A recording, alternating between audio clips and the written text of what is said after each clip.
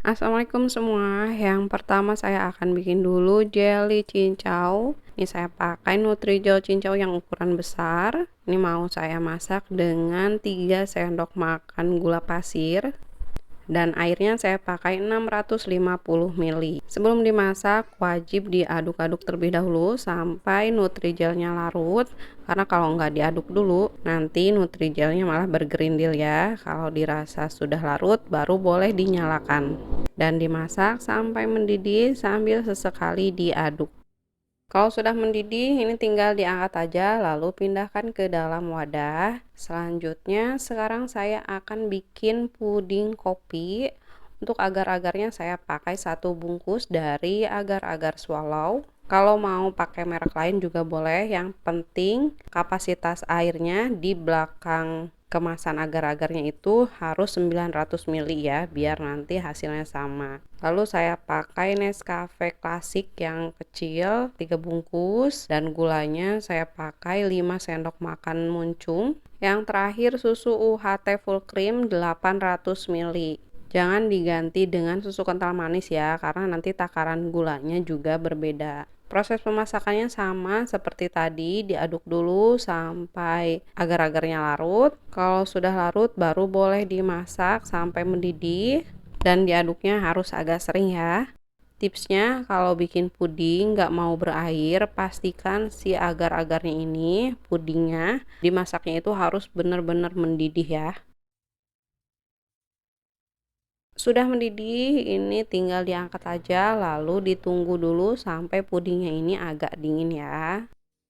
Selanjutnya saya akan kerok jelly cincaunya dengan kerokan seperti ini. Jadi nanti hasilnya itu besar-besar.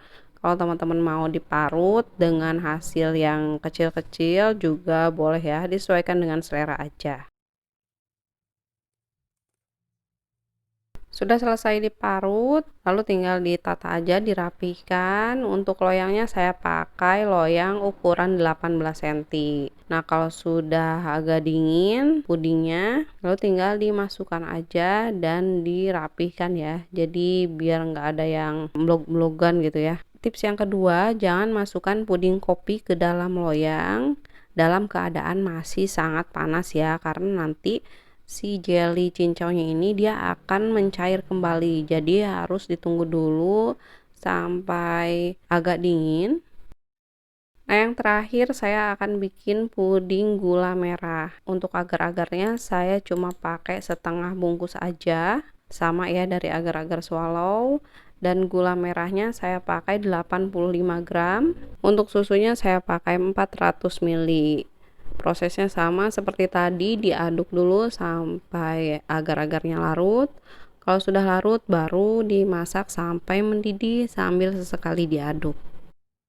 Sudah mendidih, lalu sekarang saya akan masukkan ke dalam loyang. Kita lihat puding kopinya. Nah, ini sudah mengulit. Mengulit itu atasnya sudah mulai mengeras tapi bawahnya masih encer ya. Lalu tinggal dimasukkan aja pelan-pelan dan pastikan si puding gula merahnya ini harus panas ya, biar nanti hasilnya saling menempel. Dimasukkannya pelan-pelan biar puding kopinya nggak jebol. Nah, sudah selesai. Ini tunggu dulu sampai benar-benar dingin, nggak ada uap panasnya, baru boleh dimasukkan ke dalam kulkas. Setelah berapa lama pudingnya sudah mengeras, cara mengeluarkannya ini mudah banget, tinggal dikasih dulu sedikit udara, lalu tinggal dibalik aja. Tuh hasilnya cantik, puding kopi dan juga puding gula merahnya juga saling menempel. Tips yang terakhir, jangan memasukkan puding dalam keadaan masih hangat ke dalam kulkas ya, karena itu akan menyebabkan pudingnya itu berair. Jadi harus ditunggu dulu sampai uap panasnya benar-benar hilang, udah suhu ruang pudingnya, baru masukkan ke dalam kulkas. Nah, hasil pudingnya bisa dilihat ini cantik banget, saling menempel satu sama lain. Untuk teksturnya lembut, manisnya juga pas banget.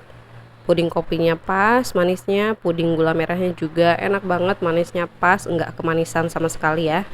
Perpaduan rasa gula merah, kopi, dan juga cincau yang cocok banget. Apalagi dimakan dingin-dingin jadi tambah enak.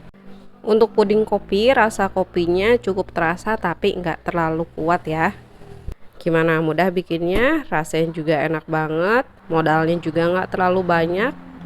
Terima kasih teman-teman udah nonton dari awal sampai akhir. Semoga video ini bermanfaat buat teman-teman semua. Jangan lupa di like video ini, di subscribe juga channel saya Mama Masak. Sampai ketemu lagi di next video. Terima kasih semuanya. Assalamualaikum.